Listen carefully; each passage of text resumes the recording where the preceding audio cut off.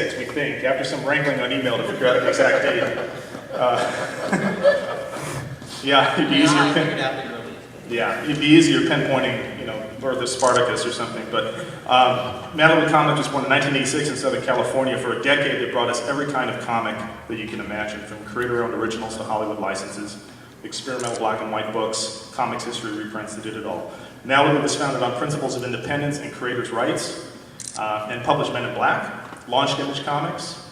Malibu printed over 25 million comics across better than 2,000 titles under 12 different publishing imprints. I'm going to advance the slide or remove some of that background. There we go. At various times, Malibu had film divisions and was also a video game developer. They had television commercials. All right. So sometimes when I'm meetings, this goes on, and people are like, I hate that. Scott carries a minimum of 3 cell phones at all times, so there's a good chance that will happen 2 more times in the next half. So we're talking about had a film division, video game developer, at television commercials, probably the first television commercials ever made expressly for a comic book launch. At one point, they were the #2 comic book publisher in North America. If we go forward another couple slides, we may see that celebratory moment. Oh, there's some of the people. So Malibu began with just 2 people and grew to 175 at its peak. They were pioneers in technology. They developed computer-controlled coloring systems for their books. The company is perhaps best remembered for the Ultraverse, their original shared universe of superhero characters, which celebrates its 20th anniversary this year. Malibu Comics exited through acquisition by Marvel Comics, which is itself a rare thing in this business. Just one of the many topics we'll touch on in the hour ahead. There's the notice of when Malibu was the #2 comic book company in the USA, followed the Image launch. And that was the first time in the history of the direct market that neither Marvel nor DC was the top 2 companies. So let's get started. I got a million questions I'd like to ask, only a little bit of time to ask them.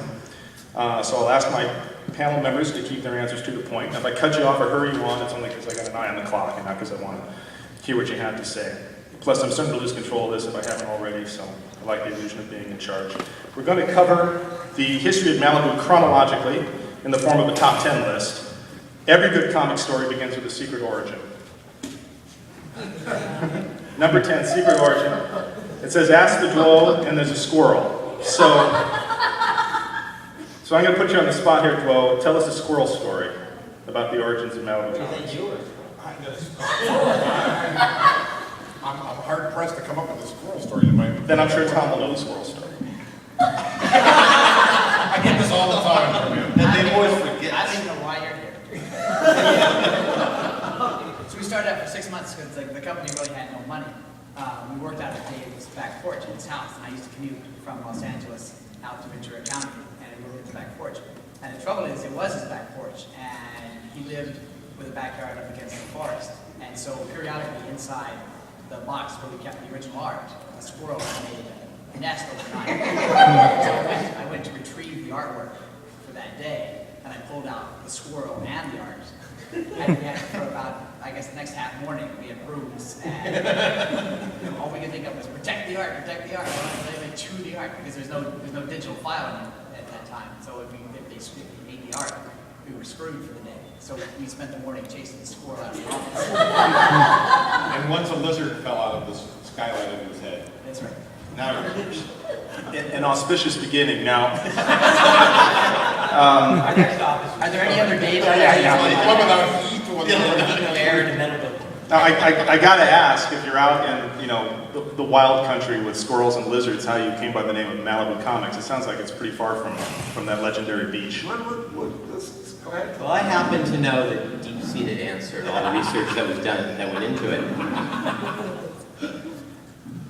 Well, it just sounded good from a worldwide standpoint. Everyone's heard Malibu, and there wasn't any Malibu Comics before. Thus, a couple seconds later, it was called Malibu Comics.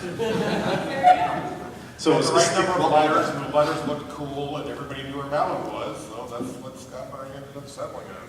And over the 10 years of the company, where things just changed in the world, what started as Malibu Graphics, then became Malibu Comics Inc., and then Malibu Comics Entertainment. Publishing group.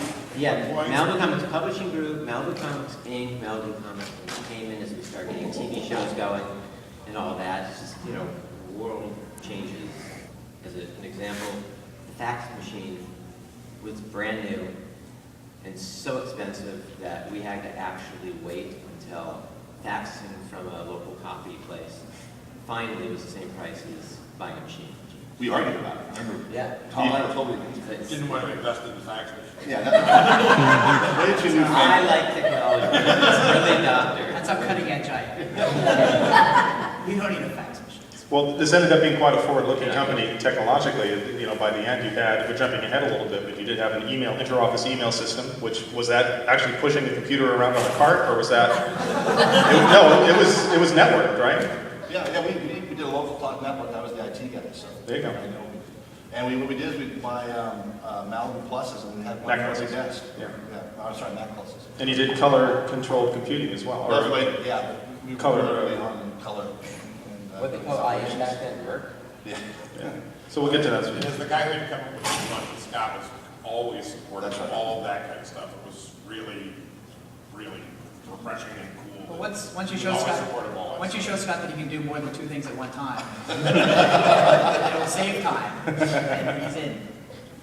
Well, let's talk about the founding principles of the company then. So, you know, maybe, Tom, you've got a good background in the era. Maybe you can give us an idea of what the comics business looked like at the time that Malibu came to fruition, and maybe how it was different from the other companies of the era. Well, one of the things is that that we realized that since we had really no money, you know, it's hard. Well, we didn't. And it was No, hard. I was selling comic book conventions, my collection to just table drinking. And so it was difficult to go to a creator and say, listen, we have no money. Why don't you give us your book? It's It hasn't stopped anyone else, Tom. It got easier. not a very compelling pitch. And also, Dave and I worked at Fantagraphics Books for a while. And I was friends with Dean Mulaney, who had founded Eclipse. And their thing was always creator, creator, creator. And if you give the creator the rights to his property and let them own it, then they're more likely to come and work for you. And so we made a pitch to guys like Jerry Jones in the audience that, you know, you come to work for us, you don't get a lot of money, you will get some money, and at the end of the day when we're done, you'll have all the rights back. The property that includes all movie rights, all TV rights, all exploitation rights. Until I changed Possible. it. And then, yeah, but so the guys who were with us in the very beginning, the appealing thing was that they could do that. And so they built a body of work. I think just to pick on Jerry because he's here, he had, I think, 5 or 6 books published through us. So it creates a body of work that he now owns and controls. And from that, word sort of spread, and guys came on board and sort of helped us build up the imprint of the company. You want to talk about our back end versus, say, Marvel's or its contractors? Should I? Go ahead. You can, yeah. Okay. Yeah, tell us, Scott. I have a weird memory of the contracts. I don't know why. No memory of 30 days ago, but years fine. When we gave people points in our agreements, when it would come to licensing and movie rights or publishing, the quantity of points sounded low compared to some of the other companies who would offer 50%. But we never met anyone who got anything. Not 1%. So we, depending on how many people were involved, would be 15 to 25%. But they were real. To the extent that when we sold to Marvel, different people at the time, so no one currently there, that we had a call from their lawyers of, well, how do we reduce some of these numbers? I said, they were designed not to be reduced, they're bulletproof. And we say that to you up front, and that's something that we just always cared about. That if we made a deal with somebody, whether it was a handshake, because we actually gave the Marvel a list of all the oral agreements. So whether it's a handshake or paper, we just did it, and a point is a point.